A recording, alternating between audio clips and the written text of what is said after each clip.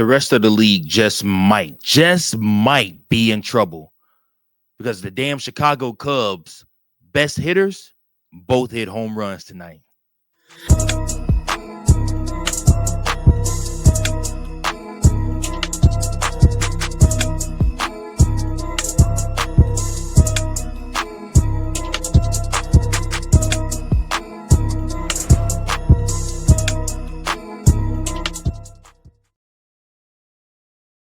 Welcome into another episode of Chicago Cubs Central, your number one spot for all things Chicago Cubs. What's going on, good, lovely people? I'm your host, Mike Jones, back again with another episode. Thanks so much for tuning in. Hey, do me a favor. If you like Chicago Cubs, if you love the Chicago Cubs, if you love this content, please do me a favor and go ahead and like, share, and subscribe so that you can never miss any content that we drop over here on Cubs Central, your number one spot for all things Chicago Cubs and the official voice of the Chicago Cub fan. Listen, you want your voice heard? All you got to do is comment below. You can also write me an email at cubsbaseball1992@gmail.com.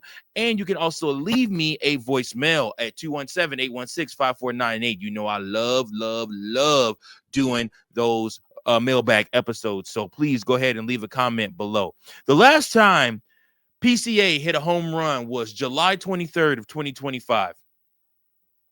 The last time Kyle Tucker hit a home run was July 19th of 2025. It is August 22nd, well over a month for Kyle Tucker and almost a month for P.K. Armstrong. Both those gentlemen came up clutch today for the Chicago Cubs, hitting home runs for the team. And the other guy had a sacrifice fly that also brought in a run, and that being Seiya Suzuki. With the Chicago Cubs heading into the last part of the season, the final stretch, we are almost to September. Next, we basically have 1 week left, 1 full week left in August, and then we are headed into September. And if the Chicago Cubs can remember that they're the damn Chicago Cubs and that this offense has elite talent and the mechanics are straight, the league just might be in trouble. PCA tonight, that sweet stroke, that swing that he has like no other, looked phenomenal. And he took Jansen deep in the eighth inning, if I'm not mistaken. No, the ninth inning for the lead, and then Dane Palencia would come behind him and would lock things down for the Chicago Cubs. This was a much needed sight. The Chicago Cubs go on to win the game. They are 74-55. And listen, every single time the Chicago Cubs win a game here, we have to fly the W. That's right. We fly the W every single time the Chicago Cubs win a game. Listen, guys, I can't tell you how much I am excited for this. Dane Palencia gets the save. Brad Keller gets the win. And your pick to perform player of the game is none other than Pete Henry Crow Armstrong. That's right. Why? Because Chicago Cubs were looking like they were probably going to end up losing this game. If this had to go into extra innings, it would have played right into the hands of the Los Angeles Angels. And the Chicago Cubs and Pete Crow Armstrong said, And somebody like Jansen that is still a very good arm, very strong arm, very good at closing, you bring him into the game. This is something that could have been daunting to the Chicago Cubs. They could have shrunk in this moment. PCA could have shrunk in this moment, could have struck out. He has been very frustrated at himself. He's been very frustrated with what's been going on and how he's played. And so for him to come out of that slump and hit this home run, this is just the beginning. I need you guys to understand that this is just the beginning. What I mean out of that is there's still more work to be done for Kyle Tucker. There's still more work to be done for Pete Crow Armstrong. But these guys are beginning to figure out what they need to do and how to be successful again. And so, like I said, it's one of those things where the Chicago Cubs are going to start clicking at the right time, hopefully. And if they start clicking at the right time, this could be a fun postseason to watch. We are the only Chicago team with a winning record. So I need you to understand something. we are still the damn Chicago Cubs, and we need to be treated as such and respected as such. Guys, also a friendly reminder, the most defensive runs saved by a third baseman this season. Number one, Ke'Bryan Hayes. Number two, Ke'Bryan Hayes with 16. Number two, Matt Shaw with 8. That's right. Matt Shaw is number 2 on the list of most defensive runs saved. This is his first season playing third base. And let me tell you something. For me, I look at this and I say to myself that Matt Shaw has proven he's a good third baseman and that he's somebody that you need to keep around it, not only keep around this organization, but he's somebody that you can make a cornerstone of this organization. Matt Shaw figuring out his swing, Matt Shaw being sent back down to AAA after starting the season on the big league roster and then coming back and then absolutely finding himself and beginning to rake. It's nothing short of amazing, and I'm so thankful for it. So, like I said, you got you had a really good performance also from Javier Assad. I was leery of Javier Assad pitching.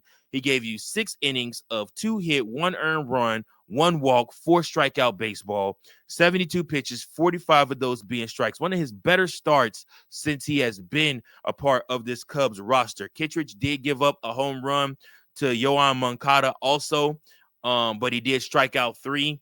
And then Brad Keller came and locked it down and got the outs in the 8th. And then in the 9th inning, Daniel Palencia locked down this game and got his 19th, count him, 19 save for this season. Daniel Palencia has shown and proven that he is a very, very, very good that he is a very, very, very good baseball player. And so, like I said, we are finding ourselves as a team. And honestly, I was not really thrilled at Dane Palencia being my closer at first, but he has found his way with Porter Hodge going down, with us literally DFAing. Gosh, it's late and I can't remember dude's name. It doesn't even matter. Ryan Presley. Then, like I said, to do all of that and then to go from that and to realize that the Chicago Cubs have their closer in Danny Palencia. I'm not mad about it. I'm not mad about it. And I sincerely hope that we continue to have success with Danny Palencia being our closer. As much as I love to give Craig Counsell crap, I also have to give Craig Counsell credit when he does something right. Playing Kyle Tucker, playing PCA in this game, and playing Seiya Suzuki was the right thing. Well, it was absolutely, it was the right thing. You can't deny that because of the fact that all 3 of those guys led to your scoring, gave you your scoring in this game and gave you your win. So you have to look at this. You have to understand. I just believe that these guys might have just been in a slump and that they are now figuring their way out of the slump. And if they are doing that, if they are figuring their way out of the slump, if these guys are figuring their way out of this hitting slump, the league could really be in trouble. Let me know your thoughts below. Do you believe that it was just a slump that these guys were in and they're starting to figure it out? If that's the case, the league is in trouble because the Chicago Cubs have a deadly offense once these guys are back hitting. But that's my time for today. Listen, I appreciate each and every last one of you. The Chicago Cubs will go ahead and go against these same Los Angeles Angels once again, trying to lock down win number 75 against the Angels. It will be Cade Horton, who is 7-4 with a 3.08 ERA, going up against a Victor Medeiros, who is 0-1 with a 5.54 ERA. So we'll have to see what happens with that. Also, with Peter Armstrong's home run today, he did take back over the lead for a home run lead for the Chicago Cubs, hitting his 28th home run. His batting average is up to 256, and his RBIs, he has 81 now. So, listen, let me tell you guys something. The Chicago Cubs just might be back, baby. They just might be back. Thank you for watching another episode of Chicago Cubs Central, the #1 spot for all Chicago Cubs content. Remember to like, share, subscribe for more Cubs content.